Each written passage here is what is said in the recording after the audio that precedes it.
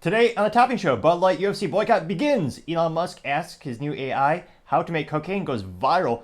Vivek critiquing the mainstream media goes viral as well. DeSantis tweets that he can catch up to Trump, but Ron DeSantis began his campaign polling at 34.6% and is now polling at 13.6%.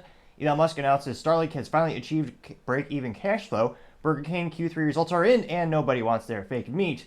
Elon Musk launches his XAI venture to combat ChatGBT, and Tyson to recall 30,000 pounds of dinosaur-shaped chicken nuggets. All of that and much more on The Topping Show.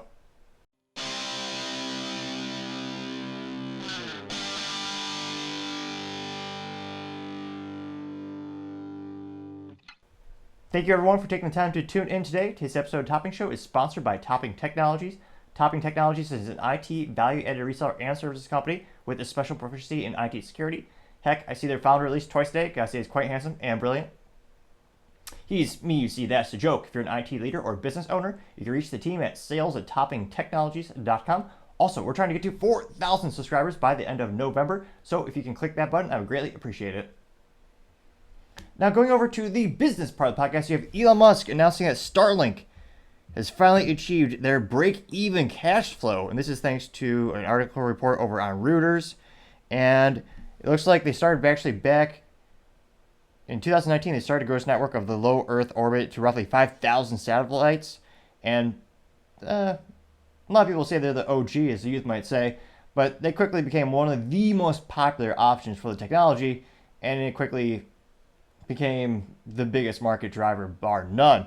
Now, controversially enough, he actually reached break-even cash flow even as Elon Musk graciously gave a bunch of free services to the Ukrainian government, as he was able to give them Starlink and services for free, which was ridiculous. He probably could have gotten, he was estimating he was losing $100 million for that act of charity, where perhaps it's a tax deduction, but he could have just sold it to the DOD, and the US government would have given him a check for that. So it's very, they might call it altruistic.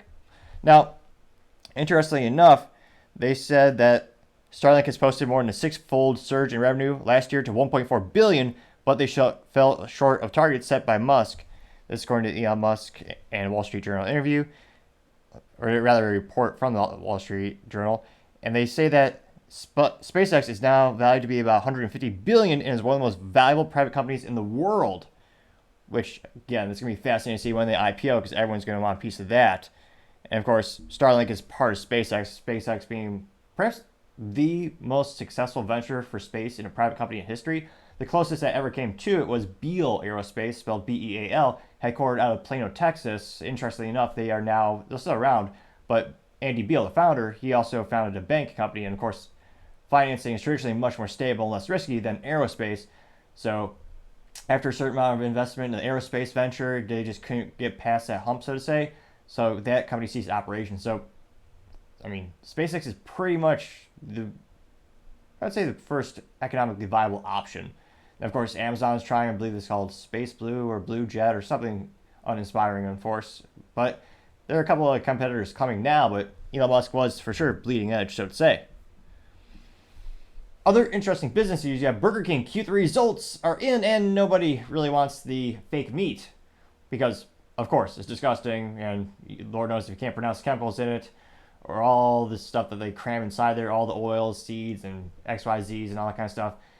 I don't know how many people would consciously want the product to begin with. Now, specifically, Burger King thought it was a good idea to have something known as the Impossible Burger, which, as the name implies, it is impossible for it to actually taste good at all.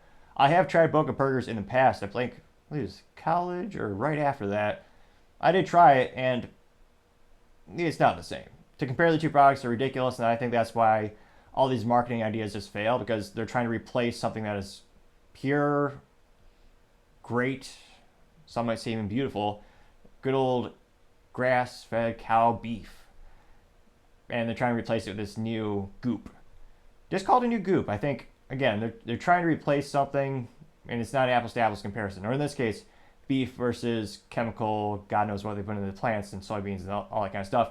Now, specifically, the Impossible Burger at Burger King is their vegan soy base. So, yeah, if you're a man, don't eat it, obviously. Well, consult your doctor. But, yeah, obviously it's not good for you. But Burger King's parent company, Restaurant Brands International, said that demand hasn't changed enough to warrant the expansion of its plant-based product.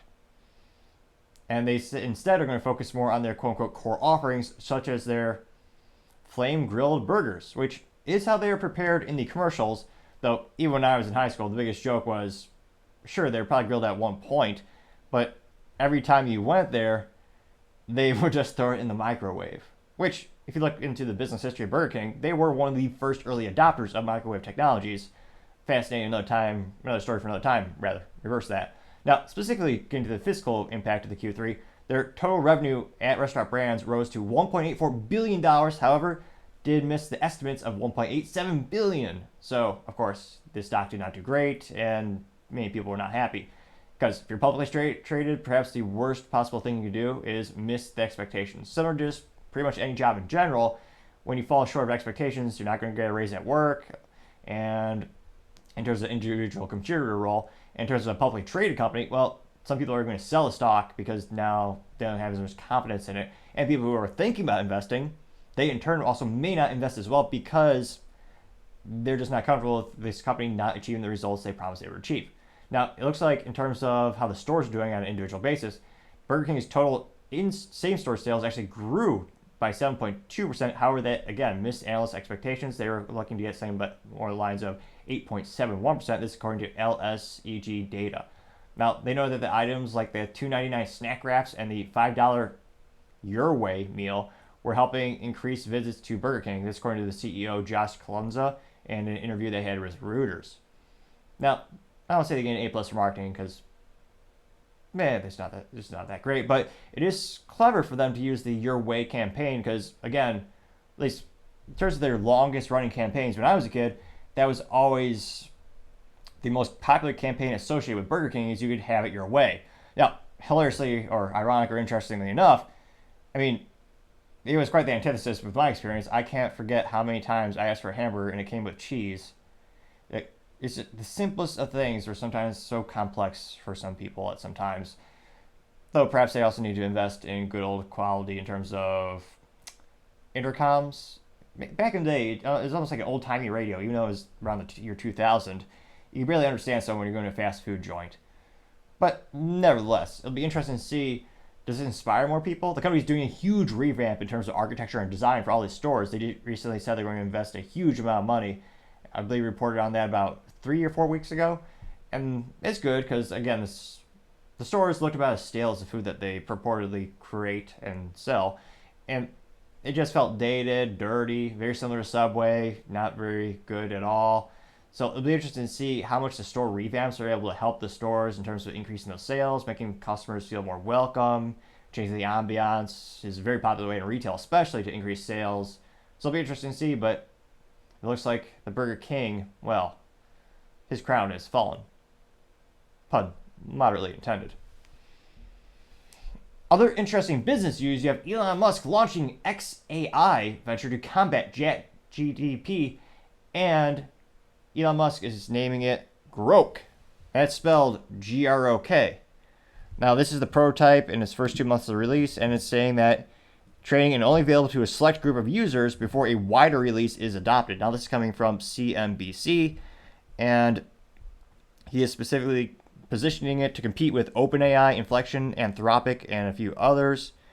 Now, Grok, and again, B+ or A- for marketing, just because it's one of those things where if you know, you know. So this is a very popular throwback to the science fiction novel known as Hitchhiker's Guide to the Galaxy. Now, Grok, they noted that it was actually modeled after that and it's supposed to have a, quote, a bit of wit, a, quote, rebellious streak, and should answer some, quote unquote, spicy questions that other AI may dodge.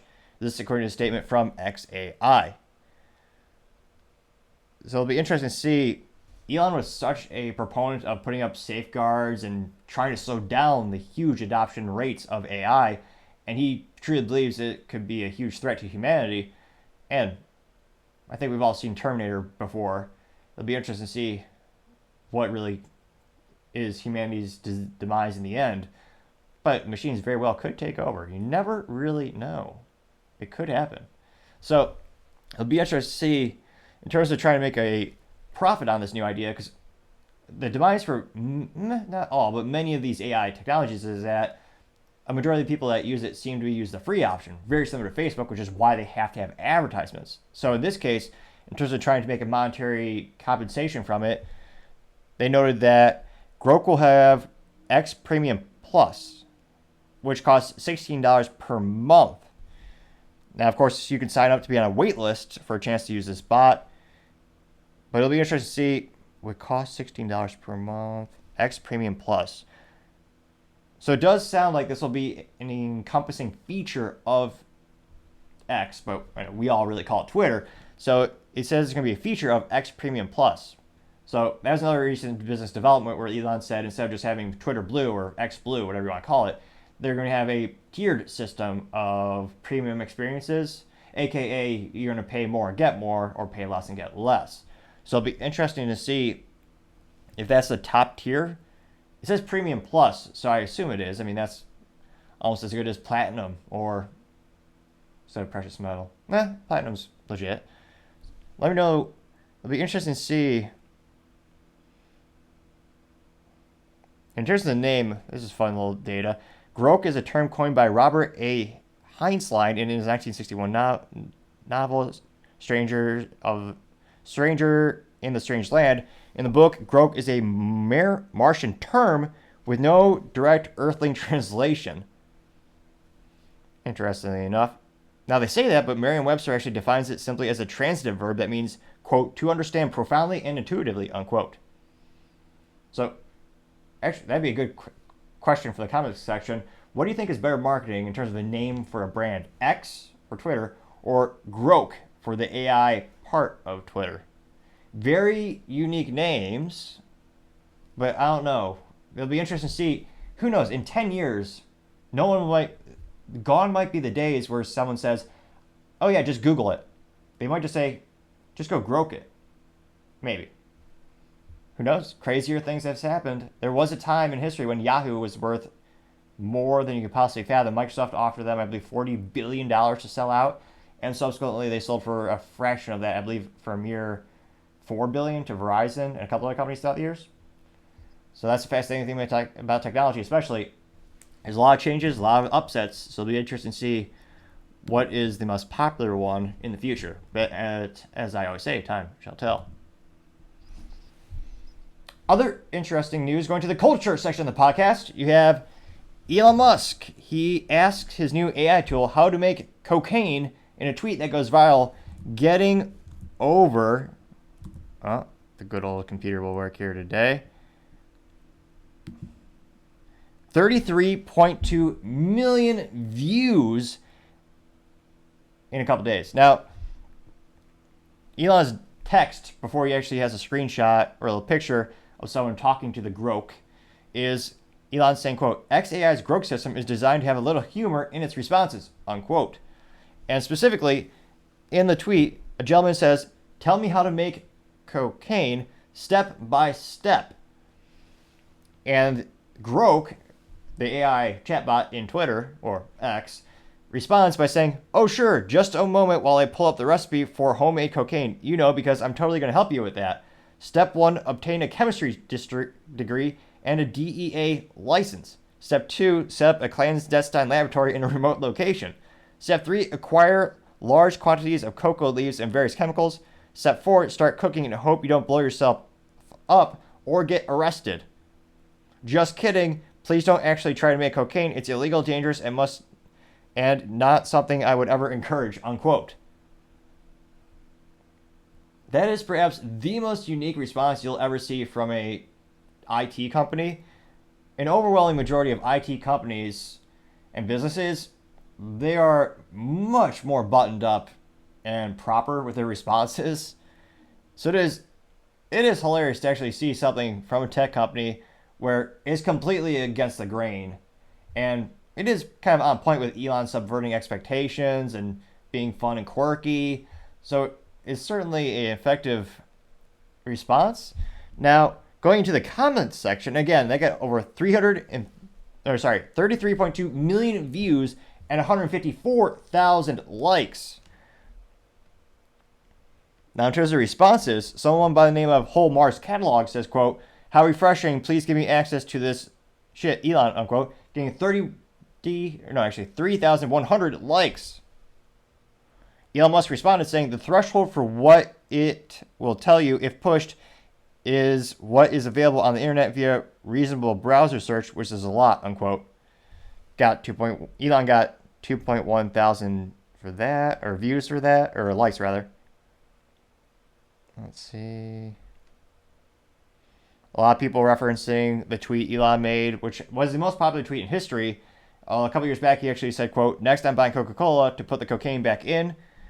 People are usually getting about 1,000 plus likes for that meme. Let's see here.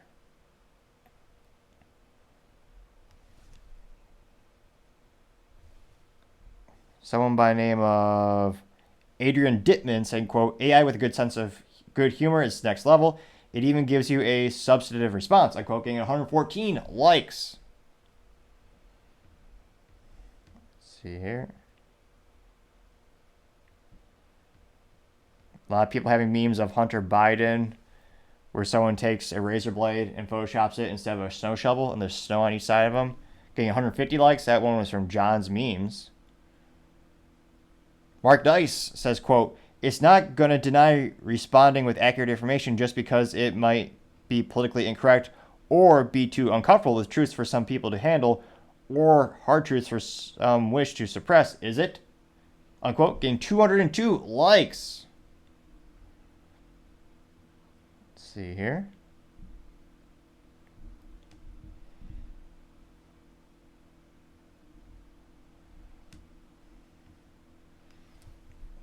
Winters says, quote, fun fact, Coca-Cola imports millions of pounds of cocoa leaves in order to flavor their soda. They actually remove the cocaine, but leave the flavor, then give the cocaine to the CIA to the sellers of the streets, unquote. Getting 73 likes.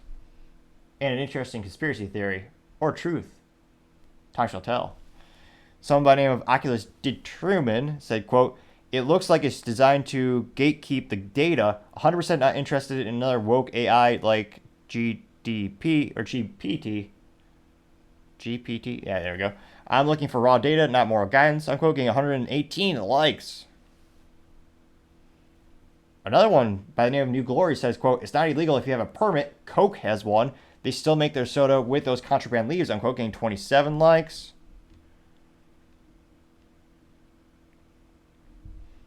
Interestingly enough, let's see here. There are a couple people asking what does Grok stand for, so clearly they never read or heard of the Hitchhiker's Guide to the Galaxy, unfortunately. So, again, that's the downside of having a very unique name for something that's kind of an inside joke. It's that just by default, or by its very nature, there are going to be a substantial amount of people who do not understand what the heck you're talking about. So perhaps it might inspire them to go on the Google or ask Grok what its names come from, which, perhaps there's a market idea in and of itself to do that. And there are a couple of people referencing the actual book passages where the term Grok comes from. So it looks like, I want to say there's a couple against him, but overwhelming, it seems like positive responses from the folks. It'll be interesting to see how quickly this technology is adopted and how hilarious it could get, depending on what questions you ask it. It'll be interesting to see. Time shall tell.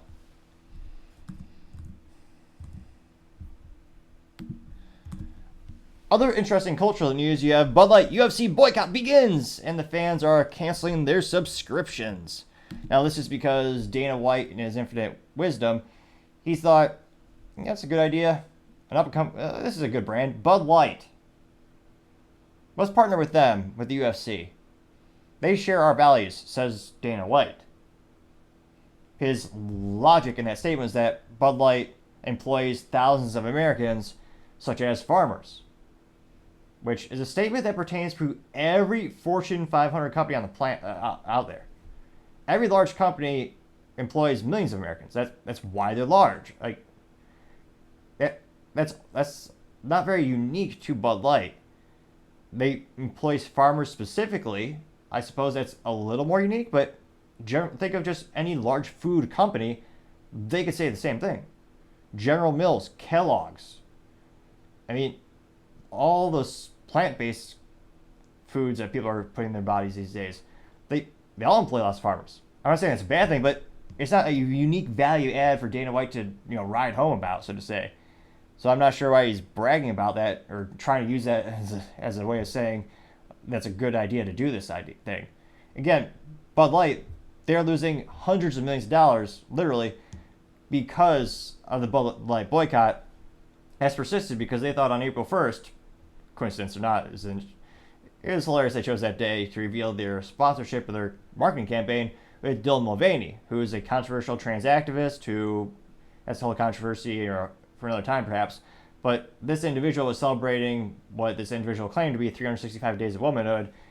This person was born a biological man, and Bud Light gave this person a custom can, which incidentally enough is perhaps the most expensive, valuable piece of business merchandise in history because of the fiscal impact it's had on Bud Light. Obviously not for good reasons, because their sales, Q2 alone, literally lost $400 million in sales, just evaporated compared to the same fiscal Q2 last year. And again, I'm not a doctor, but if you click subscribe, it could fix my stuttering. Perhaps it's slowly gotten better, and subscriber count has precipitously increased. Coincidence? I don't think so. But let's try together and find out. Now, Bud Light is scrambling. They are saying they're going to spend more on marketing than ever before in a futile attempt, I believe, to actually buy back some of their customers. I say futile because it's like a bad relationship. When one person messes up, and instead of apologizing or acknowledging the elephant in the room, or in this case, a Dylan Mulvaney in the room, they're just throwing gifts at their partner. Which, again, a gift without sentiment or authenticity is nothing more than a rudimentary bribe. Doesn't change the situation, really. In fact, I would argue it actually makes the situation worse because this person thinks they can just buy back your loyalty or buy back your opinion just because they're throwing a knick-knack at you. And in this case, they have all these sweepstakes, like the Bud Light sweepstakes, where you could win a case of Bud Light, which is perhaps a good real-life example. Again, many times in marketing, you have to deal in metaphors. But in this case, it's a great example of how you can be a winner and a loser at the same time, because you could win a case of Bud Light if you retweet that little sweepstakes handle. Which, again, would be the question of the year. What would you do if you won a case of Bud Light? I mean, one of my favorite examples that I've thought of on the show is you could use it as ballast if you're in a hot air balloonist, in which you could actually, instead of having sandbags, you can actually tie the case of Bud Light to your little basket that you ride in, and if you need to go higher, just cut that case of Bud Light off. Now, it will subsequently fall to the ground, and it might hit someone in the head. However, you could argue that it is less detrimental to the person's health than actually drinking the product and consuming the product. That very well may be true. In terms of, what would I do if I won a case of Bud Light? As I continue to think of, maybe we can make a whole video on this, 100 things to do if you win the case of Bud Light. I can't help but think, what would I do? You could use it. I think someone in the comments actually had the recommendation. You could use it to refill your toilet. If you have a water outage but you still need to flush, you can actually put the Bud Light in the reservoir, which would be able to actually encompass the function of the toilet, so you still flush. Now, I can only imagine the smell would be unbearable because, again, it's Bud Light. You could also, although not recommended, use it as a blunt object for home defense. Although the judge very well may argue it's cruel and unusual punishment if someone were to break into the house and you were to hit them with a Bud Light, because there's a risk. It's not a 0% risk. There's a true percent risk that if you bludgeon someone with a Bud Light, which I do not recommend, you could fracture the can and cause Bud Light to expel from the can, which subsequently could fall into the burglar's mouth. And they very well might sue you because the taste is so abhorrent that it could be a long-term detrimental to this person's mental health. So perhaps that is the 11th real thing you could do, although I do not recommend, if you were to win the case of Bud Light. Now, nevertheless, getting back to the substance of this specific article, it's coming from Newsweek, and they're saying that the UFC fans are canceling their subscriptions left and right due to this. And they note a series of all these responses on social media. Now, again, it'll be fascinating to see what the fiscal impact is on the company. I believe they are a new privately held corporation because you have the WWE that merged with the UFC. So now they are known as, not Knockout Industries, that would have been too clever. They are known as a new entity, and I believe they are privately held. So they don't have to, unlike a publicly traded company where, like, if you go to PepsiCo, you can buy their stock today. They get every quarter, you see the results, you can see their 10K, Now, in terms of the actual UFC, let's see. That falls down to TKO operating. Okay. So if you go TKO operating, I'm pretty sure it's privately held. I'm going to double check now. Who owns TKO Holdings? Oh, no. Really, it's owned 51% by Endeavor Group Holdings, which owns assets including UFC and Hollywood talent agency WWE, and 49% owned by WWE shareholders. So actually, it is publicly TKO. It looks like it is publicly traded. So actually, now I'm curious, what is their stock doing these days?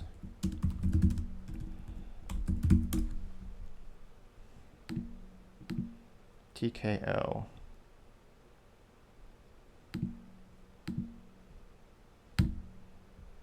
So interesting enough, it looks like it's been a couple weeks. Their stock is actually up by 3%. Now, granted, it goes up to, that means it's about $86 per share.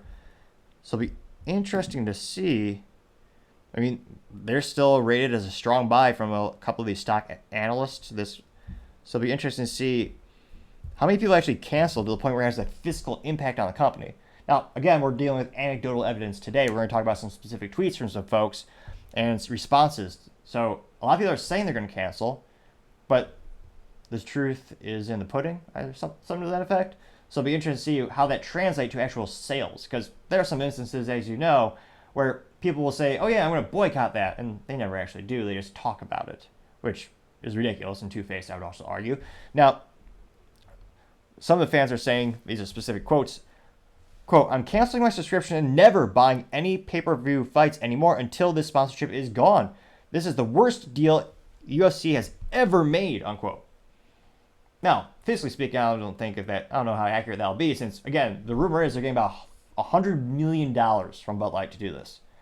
Which, from Dana's White perspective, I can't help but think they could have got a lot more. Because Bud Light, they've dug themselves so deep in a hole, they can't even see the ground anymore. The bar is so low, it's below ground. And, again, Anheuser-Busch InBev, the parent company of Bud Light, they said publicly, we're going to spend more on marketing than ever before. We're going to basically try to buy ourselves out of this situation. And in terms of trying to reach their main audience, which used to be, I would argue, for the most part, I mean, there's a frat community or fraternity community. You had a lot of heterosexual males. I believe those are probably some of their used to be their top demographics. Not so much these days, as they alienated them so perfectly. And they actually alienated people on the left and middle as well, since they did not, quote unquote, stick with Dylan Mulvaney. So many sides of the political and cultural aisle have boycotted this brand. Now, because the UFC is a very unique business, there's not a lot of competition. There's Bellator, but if you want to watch the UFC, it is a very unique sport. It's not like the sports balls where if you don't like, where's the sports ball teams? If you don't like the Patriots, you can watch the Cowboys. Well, perhaps that metaphor doesn't stand actually, since the NFL is pretty much the dominating thing in that regard. The only other competition really for NFL, well, no competition. Now that I think about it, no, metaphor still stands. Situation still stands. There are many sports balls games. If you want to see these balls being thrown around, there are many options. If you want to see people fight, I think there are more. It's a little bit more of a limitation on that. And UFC is a very unique situation in and of itself. So I can't help but think Dana White could have asked them for $200 million. They probably would have said yes, because they're so desperate to reach that audience that they alienated so much. They'd certainly be willing to pay a premium on that. So it'll be interesting to see what other comments do we have. Another person says, quote, how can you explain your pathetic Bud Light sponsorship? What you doing? Grammar be damned. I'm going to reread this as is exactly written, or attempt to. Again, from the beginning, quote, how about you explain your pathetic Bud Light sponsorship? How you doing going rainbow uniforms next? Canceling my UFC Fight Pass subscription, unquote. Now, again, I mean, I don't know what the stipulations are to the contract that Dana White signed with Bud Light, but, I mean, he could have really played this differently to have a different impact on the sport. Again, Dana White's known for being very against politics, and if anything, you probably venture to say he's a little bit more on the right in the political aisle. Trump famously would go to UFC events, and a lot of his fans are there. And again, those are not the people that are drinking Bud Light these days. So I can't help but think Dana White could have easily signed the contract, and he could have just come out the next day and say, hey, this is a great deal for the fighters. All of our fighters are getting, bigger salaries, bigger health benefits. Spin it however you want, and just say, yeah, we got their money. But again, this looks like he's bending the knee to Bud Light, saying, oh yeah, they share our values, which, again, Bud Light was one of the first companies to invest in the company known as UFC. They were one of the first sponsors originally. That Bud Light is a brand that no longer exists, basically, because they've so destroyed their brand. No one sees them the same way, in the same light. The light has many more colors, some might say. So I can't help but think Dana should have just said, oh yeah, you know what? We did it for the money. Sue me, you got the contract. I can say whatever I want. So I wonder if there's a morality clause or some type of clause in the contract that says Dana White can't talk smack about the UFC. Or rather, he can't talk smack about Bud Light. That'd be interesting to see. Again, I don't know if we'll ever see the actual contract, but it'd be fascinating to see how that actually handles it. Now, another person says, quote, I just canceled my ESPN Plus subscription. I used to buy every pay-per-view, but this is the last straw, unquote. Another person said, quote, cancel my UFC Fight Pass subscription. Enjoy your Bud Light. Hope it was worth it, unquote. Another fan accused the UFC of, quote, will do anything to grow, but they don't want to be a part of it. They theorize that the partnership would do good, but we're walking away, unquote. Granted, it's such a nuanced thing. It would be really nice if Twitter and all these social media sites, well, it'd be nice if public schools actually taught kids something, but we know that's not going to happen in most cases. But it'd be fascinating to see if some of these websites actually had like built-in tools so you can actually check your grammar for you and your spelling. That'd be much appreciated by, well, perhaps not millions of people, but I'd say a fair couple, including myself. But unfortunately, I don't think that's going to change anytime soon. Now, going over to the political part of the podcast, you have Vivek Ramaswamy critiquing the mainstream media's lack of accountability and going viral. Now, this is specifically coming from his Twitter account, and this is a brief 34-second clip, and he actually does have a little text before it. So the text before the clips is from Vivek saying, quote, this is exactly what MSM does. Obsess over some irrelevant detail about some random Trump comment while totally abdicating from their responsibility for systematically lying to the public for the last 5 years. The lack of self-awareness is astounding, unquote. And he does get 5 points for using a fancy word such as abdicated. That's one of my favorite ones. I appreciate that. And this is for him being on CNN. And he already has near 1 million views. And without further ado, I will play the actual clip. Have a dual standard of justice in this country. One standard applied. But Trump is using the word hostages. Do you think that they're hostages? For the prior 2 years. Isn't that irresponsible to call them hostages with what's going on in Israel right now? I mean, Jim, let me just be really clear about what's irresponsible as it relates to coverage of Donald Trump. And I think that your network and others like you owe some accountability here. From the Russia collusion hoax that never was, to the Hunter Biden laptop story that was actually real before the election were told that it was false. So I think that the real accountability here belongs to the media. Very true. And in fact, what was it, 51? There are more than, well, what was it, 51, 54? There are many people who are like former CIA operatives or former government officials or federal employees where they swore that the whole thing was true, that the laptop rather was a hoax. It wasn't real. And then of course now we know it was real. Hunter was that dumb to leave his laptop with sensitive data at a computer repair shop. Now, I can't help but think that is the most moronic decision a person can make in their life. Granted, he's inebriated a majority of his life when you look at his recreational activities, so I guess we shouldn't be too surprised. I'll be interested to see, again, there's a lot of parallels between Vivek and Trump when their critique of the mainstream media, and I think it's going to help because I think a lot of people, in terms of moves on the political chessboard, there's a lot of people in the middle who really, they see the discrepancies and they see the mainstream media not really doing their job anymore. They're not breaking stories. They're nothing, in many cases, not more than a copy-paste of the government, just saying whatever they want them to say. I mean, perhaps the most prime example is look at the U.S. press secretary briefings, or you see, I think Peter Doocy's the one person who asks one tough question a day to the White House press secretary. I mean, all the other ones are the most softball questions on the planet. It's almost reminiscent of when you were in public school as a child, where you and your buddies all in agreement when you had a book report where you wouldn't ask any hard questions when your buddy would go up there and give his report. And it just understood that that's how everyone would get a good grade, because no one asks a question that actually makes you know you read the book or actually challenges you. It's oddly reminiscent of that if you watch the White House press secretary. Now going over to the comments section, and again, this got 843,000 views and 15,000 likes within the course of 48 hours. Now, AZ Anderson's, one of the top responses, says, quote, "Your strategy of running against Trump while supporting all his policies and promising to take them even further is inspired. CNN has to have you on because you're running, quote unquote, against Trump, but you hit them with the truth," unquote. Getting 45 likes. It's not rocket science. It says, quote, "Cartoon News Network, kudos to Vivek for spending time on these clowns," unquote. Getting 62 likes. Someone by the name of DV says, quote, "Love to see constipated look on Acosta's face as you dress him down," unquote. Getting 45 likes. Someone by the name of Steve says, quote, "This is absolutely off base. The MSN has been lying to American people for a lot longer than 5 years. Come on, man. I'm just saying," unquote. Getting 18 likes.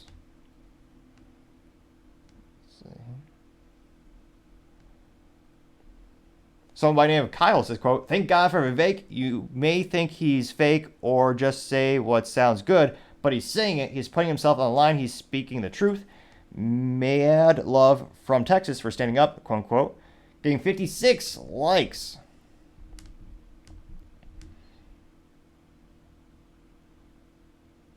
Let's see here.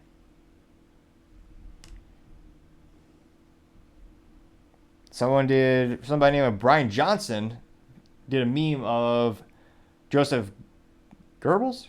Maybe I'm pronouncing it wrong my whole life. I thought it was Goebbels, but it doesn't look like there's an R in there. But nevertheless, he actually has a meme where he has the Joseph from the Nazi Party saying, quote, "Accuse the other side of what you were doing." And it was Joseph Goebbels, the Nazi propaganda administrator, getting 8 likes. Which I can't but notice that's more and more in politics. They accuse the other side of what they're doing more and more and more. Let me know what your favorite example of that is in the comments. Let's see. I'm trying to see if there's any contrarian statements. Spearhead Video says, quote, "I'm constantly impressed by Mr. Ramaswamy. He is what is in store for America in the near future. It is, of course, if Americans know what's good for them," unquote. Getting 2 likes. Let's see. So it looks like overwhelming positive responses. So it'll be interesting to see how this helps him out in the polls as he continues to slowly but surely climb up the ladder, or climb up the polls, as the competition for the Republican nominee, they precipitously seem to go down more and more. Be fascinating to see, but time shall tell. Other interesting political news, you have Ron DeSantis coming out with a video saying how he's going to catch up with Trump, but he started polling at 34.6% in the beginning of his campaign, and now he's down to 13.6%. Which, again, let me know in the comments, who's worse at marketing, Bud Light or Ron DeSantis? Because they've both made so many mistakes, it's hard to keep track. And there are a lot of theories coming out suspecting that Ron DeSantis, his staff, are really Trumpers trying to make Ron look bad. It certainly doesn't make Ron look good. It's almost as if every time he does something, it's just shooting himself in the foot. He started with so much potential, and just since day one, since he had his anemic announcement where he went on Twitter and just said what we all knew what he was going to say on audio only, which, again, a majority of communication is done through body language, which is like anyone with a modicum of intelligence would announce the presidency with a video or a big campaign or a rally, something where people can physically see the excitement. You can see the people in the room cheering. And Ron, in his monotone on the Twitter Spaces, which was unique, but in terms of Twitter Spaces being a relative new thing, they didn't have video. And I think that was Elon's detriment. They should have incorporated video. And again, I don't know what resources they would have taken for Twitter to have that technology incorporated at the time for a live stream. But of all the times where that would have made a difference, it was then and there. So even from the beginning, a lot of people thought it was lackluster. and it's gone down and down and down and down. Now, this is a 1-minute video, and before the video starts, he does actually have some text before the video. And if you have any recommendations for picture-in-picture production software, I would appreciate any feedback. I've tried a couple different technologies, but unfortunately, I don't know if it's the camera is too new. It's the 4K Razer Hyken USB camera, but I've updated the drivers, but still have some issues where every time I try to do the picture-in-picture technology, the camera just won't work. So they'll either have just the screen being shown or just me. So let me know in the comments if you do have suggestions, because I know that thanks to the comments, it's something people want to see on the show, and I do want to make the show better and better. Now, Ron DeSantis, in this quote, he says, "With me as president, you'll get somebody that fights for you and also wins the fights," unquote. Now, that's, I was going to say, let me, what is the 538 Republican nominee? Because I'll just triple check. Because he was at 13.6. Oh, Nelly, he's up by 0.03. So it's and again, it's fluctuating. This is the poll statistics I'm talking about, referring to, is from 538.com, which is an aggregator. So this is a percentage based on all the polls that they have. And on average, these polls usually a size of probably about 800 to 1,500 people that they ask. So it's an average of all of those. Let's see here. So without further ado, I'm now in my 85th county out of 99. I'm going to be the only candidate that does all 99 counties. I think it's important that you show up, you ask for the vote, and you tell them what you're going to do. And I can tell you, obviously the former president has support, but there's a lot of people that haven't made up their mind. There's people that are leaning to him now who have not made a final decision. And so you're going to start to see, as we get in the next couple months and into the new year, you're going to start to see people make some decisions about, okay, what's the pathway for the Republican Party going forward? And with me, they get somebody who will fight for them, which is important, but will also win the election, but win the fights, and then lead this country to a comeback. That's what we did in Florida. We were able to create huge success. We're continuing to do that. They just had the figures this week. We led again in net in-migration in 2022. Massive numbers of people are flocking because of what we've been able to do. That's the type of leadership that can work nationally. That's the type of model Republicans need to gravitate towards if we want to win. So, I don't know. How many people are really undecided right now? Like, we have the use cases in real life. We know, we've seen Trump as president. We've seen Biden as president. I still debate how many people are really kind of sitting on the fence going, geez, I don't know. Like, I mean, I understand. I think the debate really is the Republican nominee. And, of course, the elephant in the room, or the donkey in the room, is will Biden make it to possibly campaign? That's I suspect why Gavin Newsom is spending so much time doing the activities of someone who is campaigning. So there's a lot of speculation on who might be the nominees, but I mean, you have good use cases for all of them, or rather you have use cases whether you like them or not. We have examples of what they've done in the past. I wonder how many people are really unsure of who they would choose between DeSantis or Trump. I mean, we've seen DeSantis as a governor. We've seen his marketing. Again, I think he had some good actual results as a governor. I think he's passed some good legislation. He has done some good things, but his marketing is so bad. It's the Bud Light of presidential nominees, some might say, in terms of the campaign strategy. So I wonder. It was a moderately solid. He made a statement. What do the comments look like? So 267,000 people saw it, but only 3,800 people liked it. Now, going to the comments section, the first comment is not good. This comes from Gracie Smith, and she says, quote, "No, Ron DeSantis, you didn't fight for Floridians. Just the opposite. You created the highest inflation rate in the country, also the highest homeowners and auto insurance rates in the country, too. After breaking your promise to serve day one, you've been an absentee governor all year, and now instead of fixing those glaring economic problems in Florida, you spent $4 million, again, $4 million of Floridians' money for a publicity stunt to promote yourself. Now you're spending more of their taxpayer money on more publicity stunts to help your failing campaign while ignoring the Floridians. Resign, Ron," unquote.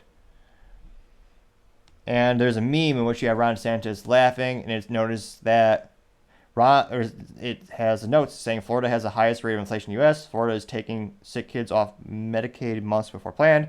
Florida insurance premiums have soared 206% since DeSantis became governor. Someone also, Florida is the least affordable place to live in the U.S. While Ron is fighting culture wars, millions of Floridians are losing their health care. So those are the 5 statements on the picture of Ron. Now, just at face value, do you really think Florida is the least affordable place to live in the U.S.? Really? That, even with inflation, that is not true. I mean, we all know California historically and famously is ridiculously expensive. Great weather. I know it's beautiful as long as you could see past all the drugs and excrement in the streets that are everywhere in San Francisco. Perhaps you just need some shitty glasses, pun moderately intended, glasses that will obfuscate the human excrement so you can, in theory, only see the good parts of San Francisco. The field of vision would go really small. But nevertheless, I just perhaps create $1 million idea for Silicon Valley to invent something, which, given their track record, they probably will invent that before they actually fix the problems. But nevertheless, when they say Florida insurance premiums have soared, that's due to many reasons, not just Ron. Now, there are a lot of people who are calling Farmers Insurance the Bud Light of insurance companies because they are doing things also based on political and cultural motives. So there are many reasons why those rates are increasing. Also, just by the nature of it being where it is, it's near the ocean, and again, it's a interesting thing where people will build a house in the same spot again and again and again, even though Mother Nature knocks that house down again and again and again. So just from logistics of an insurance company, it does make logical sense why the rates would go up. Now, I'm not sure what the percentages are in terms of how much of that is attributed because businesses don't want to work there because of some of the law changes, and then how much of that is just because of the high risk in general, just based on the geographical location. Now, all that statement in that little picture did get 214 likes. So it is one of the most popular responses to Ron DeSantis' original tweet. Now, going down to other ones, Brendan Dilley, I was going to say, does Ron DeSantis laugh? Let's try to hear this. He just tweeted, or rather, his response was, Ron DeSantis apparently laughing?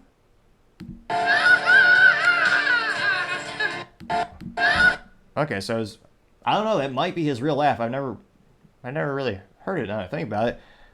But in all seriousness, it sounds like it's maybe a audio over where someone hysterical laugh, and Ron DeSantis appearing to laugh. It got 190 likes.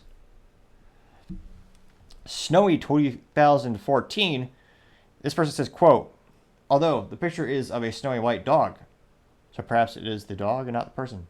An alleged person, perhaps more accurate, says, quote, you're getting absolutely destroyed in your fight to become the Republican nominee, so I don't get much confidence in this statement, end quote. This person got 142 likes.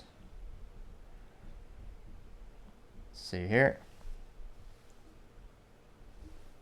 Some by name of Tasmagadonian? This person says, quote, you aren't fighting for us now. If you drop out and unite the party behind the clear frontrunner, Presidential Trump. You're only in it for yourself, unquote. Got 104 likes. Ms. Molindo says, quote, you're abandoning the people of Florida. What makes you think we trust you to fight for us, unquote, as well as the laughy emoji. Person got 104 likes, which is fascinating. 104 and 104 right next to each other.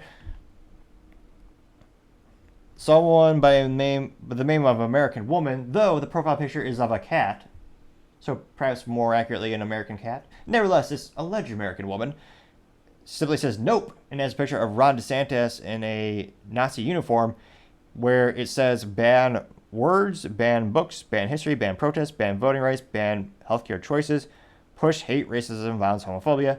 And I got 89 likes, logic aside, since, again, none of those are really accurate.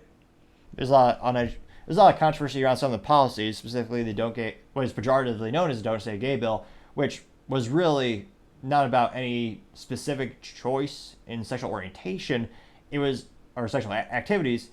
it was just about sexual activities and everything in general about the topic. So they said in public schools, they started off, I believe, kindergarten through third grade, and they expanded it to 7 or 12, in which they said teachers are not allowed to bring up those topics inside the classroom. Which I think, seeing how morally depraved and mentally depraved some of these teachers are, is probably the better bet, and probably something I would recommend is more appropriate for the home in terms of education and questions, because the things that teachers are showing the children these days are horrific to say the least. And it's fascinating to see how angry these unionized teachers get when they're not allowed to push themes onto children. But another topic for another time, perhaps back to the comics section. Dogmom1227. Again, so many inaccurate profile pictures. This is a profile picture of a cheetah. Nevertheless, Dogmom1227 says, quote, 2024 National Republican primary shift since September 11th. Trump, 64%, which is 2% increase. DeSantis, 15%, which is a plus 3% increase. Nikki Haley, 8%, which is a 3% increase. Tim Scott, 3%, which is break even, no change. Chris Christie, 3%, which is a plus 1. Ramaswamy at 3%, which is a negative 3. Burgum at 1%, which is a plus 1. Hutchinson at 0%, which is a negative 1. That is specifically for the Quinnipiac poll. And it looks like that was 666 registered voters. And it was taking place between October 26th to October 30th. So pretty small sample size, but actually, I mean, it does show Ron going in a positive direction. Again, the aggregator that we talked about on the show, which is from 538, that's down, but this specific poll does say it's a little bit up. But again, I mean, the two big elephants in the room is the big gap between him and Trump, and then will Trump be allowed to run? Will the government allow him to or not? So those two questions are huge. Almost as huge as that deficit. Because again, Trump's at 64%. That's at one specific poll for 666 people. Where Trump is at 64%, DeSantis is at 15%. That's a huge gap. Going on to other comments down here. I suspect maybe we should take bets. Will there be any positive responses in the comments section? We'll have to dig. Steve Johnson simply says, nope, hashtag Trump 2024, the only choice, unquote, getting 62 likes. Let's see here. Angela Malone says, quote, I don't trust men in heels, unquote, getting 66 likes, which is a reference to the boot controversy, which let me know in the comments if you want me to cover. I feel like a lot of things around that has already been said, but nevertheless, let me know. Matt Vick says, quote, is being down 60 points winning, unquote, getting 55 likes. I found one. We had to do some digging here, but we did find some positive responses. Someone by the name of WP says, quote, DeSantis is the only candidate in the race that actually follows through on what he says he will do. Trump and others talk, unquote. Hashtag DeSantis delivers. Which did get 28 likes. And again, just wordplay alone, why does DeSantis not have that on a t-shirt or a mug is beyond me. Maybe like a D squared or something like that? Like DeSantis delivers? And that, again, why are we having to think about this? His campaign should be coming out with brilliant campaign strategies, marketing materials, but they're not. They're wasting time arguing with YouTubers and people in the comments on Twitter. Which again, if you're a presidential campaign and you're literally just driving or lambasting against someone in the comment section, because even some positive critique of DeSantis, just giving them positive feedback on, hey, I don't think you're doing this great. This is a weak point. You should focus on this. They're making fun of literally making fun of those people and derailing them. And just, it's such a waste of time. So again, if anyone had a modicum of intelligence on the DeSantis marketing team, they would take something like DeSantis delivers, make a t-shirt or a mug, and come up with his 5 or 4 greatest accomplishments, put them in bullet points. That'd be a great move on the political chessboard. Emphasize that track record that he has. Because, again, he has passed a couple pieces of good legislation. But a lot of people, especially if you're not Floridian, because it didn't affect you directly, you might not know that. So, again, here's free advice for the DeSantis campaign. And Lord knows they need all the advice they can get. Granted, they're too ignorant to take any advice, which is, the hubris is beyond just ridiculous. A good rule of thumb is if someone never takes advice and they just, I don't know, to me that's a red flag. Are they really trying to improve themselves? Do they think they know everything? Because no one does. that I know of. Do you? Nevertheless, that did get 28 likes. Let's see here. Trying to see if we have a couple more representative responses. Let's see here. Someone by the name of Unfiltered Boss says, quote, DeSantis wins, but he also does something with the power that is entrusted to him by the voters. Very few people in the Republican primary party can match his record on anything that matters to the Republican electorate, unquote. Getting 50 likes, which, again, is true. Put it on a t-shirt, DeSantis team. Because, again, there are many times, some of the reasons a lot of people have lost faith in the Republican Party, or just make fun of them because there's so much material, is that they don't deliver on what they campaign for. Like, my whole life, they keep saying they care about the Second Amendment. Repeal the NFA. Get rid of the National Firearms Act. Deregulate suppressors so they're transacted like a regular item on a 4473 background check. You shouldn't need 9 months and a tax stamp for additional money for the U.S. Treasury, and on top of sales taxes for a right. So, where is that? They actually advocated responsibility. They had Trump in the U.S. president position. They had the House of Representatives. They had the Senate. And even having all those, they couldn't pass program legislation.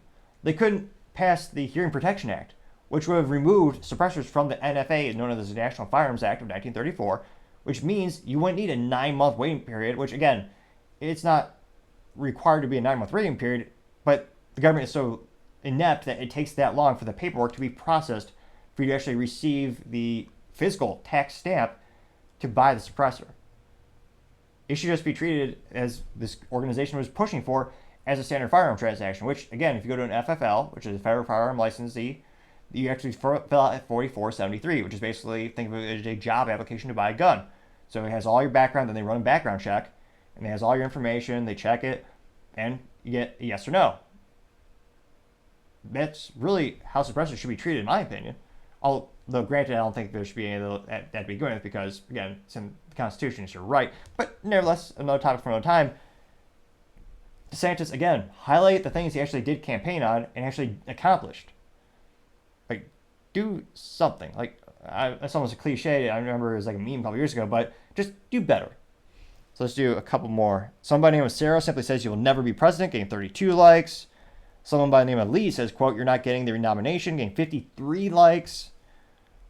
Pope Leonis IV says, quote, give it up shorty, getting 16 likes. Angela says, Trump 2024, getting 25 likes. Nick Flores says, quote, except you're not even winning against Nikki Haley anymore. Come back when you can beat Nikki Haley, unquote, getting 12 likes. Now, to be clear, in the 538, which is the aggregator poll we keep referring to on the show, he is still ahead of Nikki Haley. Don't get me wrong, it might be 2 minutes past, he might crash and she might pass him in the polls. But as of the data we have right now, the average is he is. Individual polls, he very well may be losing to her on those instances. Let's see here. Someone by the name of Gigi simply says D-Gone. Or no, D-Done, rather. Getting 24 likes. Let's see here. Deborah Garrett says, quote, fights for me. I voted for you twice and can use a fight with my insurance and power bill, Rob. Give them a fight, unquote. But his name is Ron. Maybe she had a typo? Give them a fight. Oh, she did get 18 likes. I guess she's supportive of him. Just kind of giving him specific things to do. The Detroit Trader says, quote, Ron, it's not working. Only 17% in the polls, unquote, getting 24 likes. Greg Guy simply says, quote, it's overdue, LOL, getting 59 likes. Let's see. Rollo Sports says, quote, you are down by 50, bro, unquote, getting 72 likes. Robert says, quote, no one trusts you. You made your bet, unquote, getting 29 likes. JD Sharp says, quote, we will get bought and paid for puppet loyal to the industrial military complex purchased by Rupert Murdoch and the establishment, unquote, getting 85 likes. Last one we'll do is D Blonde says, quote, why do you constantly use President Trump's talking points? He has already proven he will fight for us. Why take a chance on a phony when you have the original, unquote, getting 13 likes. So interestingly enough, I'd say slightly less support than usual. Because again, I would say in terms of the feedback responses, at least on Twitter, also known as X by the 18 people who call it X, DeSantis usually has maybe 20, 25 people who are supportive of his original statements when he tweets. Then you usually have about 50% people who are fervently against him, either directly making fun of him or saying, you're not going to win. And you have usually about 20, 25% of people who are just avid, really passionate Trump fans, just specifically responding to degrade Ron DeSantis and highlight the differences between Trump and DeSantis. Which again, that's something very politically unique to Trump. There are a lot of people very passionate about him. Have you ever met, at least specifically for DeSantis, how many people are very passionate about DeSantis? They're going on the internet and they're trying to push his brand, push him as a ideal candidate for Republican nominee. And I don't know what it's going to take from a marketing perspective for them to fix that, or if it's even feasible or possible to get that. But it'll be interesting to see. Let me know, do you think, again, he started at 34.6%, and now DeSantis is down to about 13.6%. Do you think he'll catch up to Trump? And then do you think he'll actually surpass Trump to achieve the Republican nominee? I mean, granted, don't get me wrong, there's still plenty of time for things to happen, and things change on a daily basis. But as the Magic 8-Ball is saying right now, I would say the odds are not so good. Let me know in the comments, though. I'd be fascinated to hear what you have to say. Now going on to the business blunder of the day, you have Tyson to recall 30,000 pounds of dinosaur-shaped chicken nuggets. And interestingly enough, it is not because they are, in fact, not made from real dinosaurs. That's only partially a joke because in the United States, you could sue anyone for anything. And I'm actually surprised there's not some lawsuit about the fact that, it's not made of real bits of dinosaur. Now, nevertheless, this comes to us from ksby.com. And they claim specifically that this comes after consumers report finding pieces of metal in the product, with one minor oral injury to be reported thus far. Perhaps there's a little irony there because the packaging also has not just pictures of dinosaurs, but it says fun nuggets. And I don't think eating pieces of metal is fun. In fact, that's actually the antithesis of fun. It's pretty opposite. It is quite painful. So those little cute dinosaurs. Or perhaps the dinosaurs are extra fierce? You might have to do a fact check. Did dinosaurs have metal teeth? I can't conceive how they could possibly have that.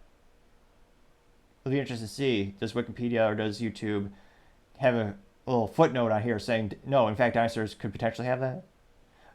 It's fascinating to see what things YouTube decides to fact check and put disclaimers on. But nevertheless, going back to the article, the U.S. Departments of Agriculture and Food Safety and Inspection Service, also known as the FSIS, because acronyms are cool. Everyone has to have them. Kind of like T2 for Topping Technologies. Just sounds cool. Also sponsored the show. They made an announcement in the press saying that the recall applies to 29-ounce plastic bag packages containing the, quote, Tyson fully cooked fun nuggets breaded shaped chicken patties, unquote. Which is the longest brand name I've ever heard of, or product name I've ever heard of. I can't imagine how many kids actually, or how many people actually use the whole name when they're writing out the grocery list. Like, oh yeah, just add the Tyson fully cooked fun nuggets breaded shaped chicken patties. Like, again, marketing matters, folks. They could literally just call it, yeah. Nevertheless, getting back to the article, it says it was specifically the material, or rather it was the batch that had a best if used by date of September 4th, 2024. Which is also astonishing how long some of these things can last if you throw them in the freezer. Now, they know that the contaminated products are produced on September 5th and shipped to the distributors in Alabama, California, Illinois, Kentucky, Michigan, Ohio, Tennessee, Virginia, and Wisconsin. Now, thankfully, no one has been detrimentally harmed to this specific incident, so it's not a deadly thing, thankfully. So there's always a silver lining, or the glass is usually half full if you're able to squint hard enough in life. And again, I don't know how much time people have on their hands, but they actually have a phone number you can call. So they say that consumers with questions about the recall can contact Tyson Consumer Relations at 855-382-3101. Which, I guess perhaps if you have a lot of time on your hands, because usually with a product recall or a notice, there is some policy in which, again, I don't know what your time is worth, but you can go to the store and return it either for store credit or in exchange for a new unaffected product. Now, I can't imagine what the return rate is in terms of, like, you're getting time is money, most people, I'm sure, just throw it away. But again, especially you have all of these products. One of the biggest group of buyers in the United States, although it's shrinking because of birth rates, is parents. And they take good parents take safety very serious. So if all of a sudden the kid's favorite snack happens to be this, and you have this recall, well, that's going to be a big signal for the parents to probably start to look at other alternative solutions, or in this case, alternative food items. So it'll be interesting to see how much this will affect their sales and how many parents will actually choose to move away from the brand specifically because of this actual use case, or in this case, unfortunately, because of the recall. But again, to not have the top safety and the top inspections for a child-related product, and to actually have, again, metal detectors, again, I know they're not cheap, but in terms of the cost of lost business and the detriment to your brand, I would argue getting a couple of metal detectors for food is a pretty good idea because, again, sometimes machinery breaks, sometimes things come off. I mean, there's always errors in life. The goal is to kind of try to catch and prevent as many as possible. So to not have that infrastructure in place already, or not to have it implemented to the point where they could catch this specific instance, and they're damaging the brand of one of their child-related food products, that's got to be the business blunder of the day. Thank you, everyone, for taking the time to tune in today. Again, trying to get to 4,000 subscribers by the end of November, so if you could click that button, I would greatly appreciate it. Also, leaving a comment is a great way to give me feedback specifically and how I can help improve the show. Thanks to everyone clicking the subscribe button. The stuttering perhaps is getting a little bit better. Again, I'm no Mayo Clinic scientist, but every time you click the button for the subscribe, I think it makes the stutter go away just a little bit more. And in time, perhaps we'll see that theory come to fruition. But again, thank you, everyone, for taking the time to tune in. Don't forget to take the time to tell your family, tell your friends, tell your coworkers, heck, tell your enemies, tell anyone and everyone. Just stay safe, fight the good fight.